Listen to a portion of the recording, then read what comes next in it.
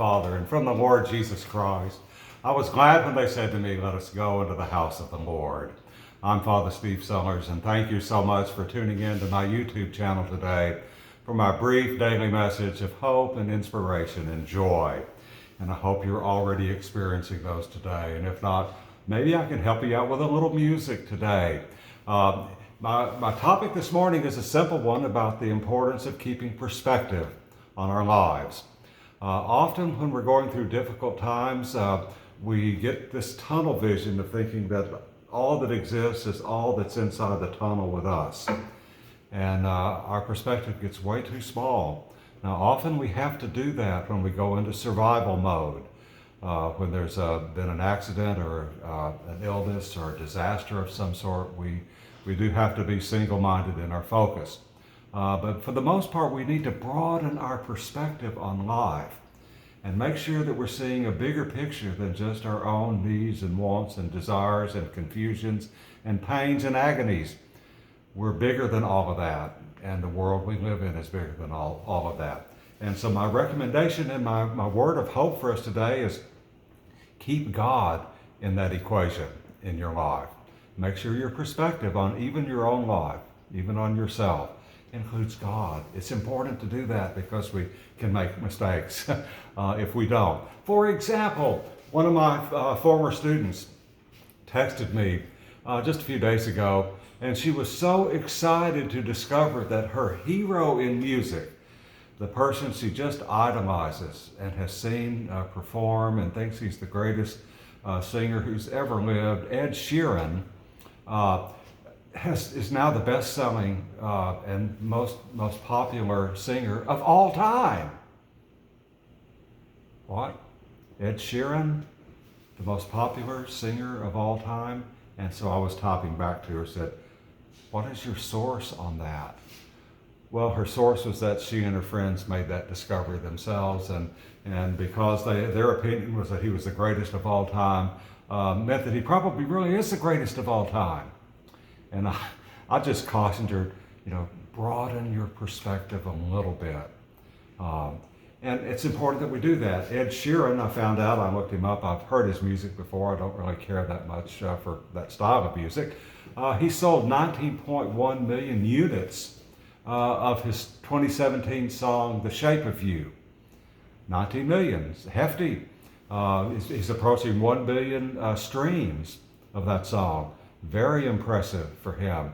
But the greatest of all time, the most popular of all time, I beg to differ.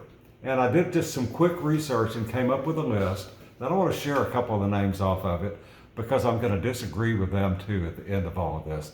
First of all, that little song I was playing at the beginning, the silly one that came out in 1970 called In the Summertime, was written by that very well-known, famous singer, Mungo Jerry. Haven't heard of him? Well, welcome to the club. I was around when the song came out. Mungo Jerry has sold 30 million units of In the Summertime.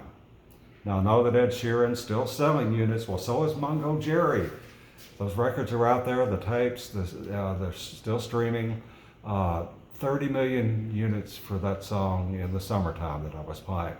The one that's listed as the most popular sales song of all time was in 1942 with 50 million sales.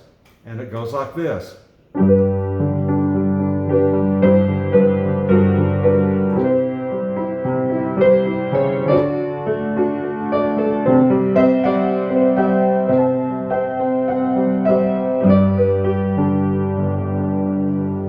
White Christmas, 1942, 50 million units of sales and still selling. Elton John in 1997, Candle in the Wind, 33 million sales. 1935, Bing Crosby had another one that sold so far 30 million units and still selling.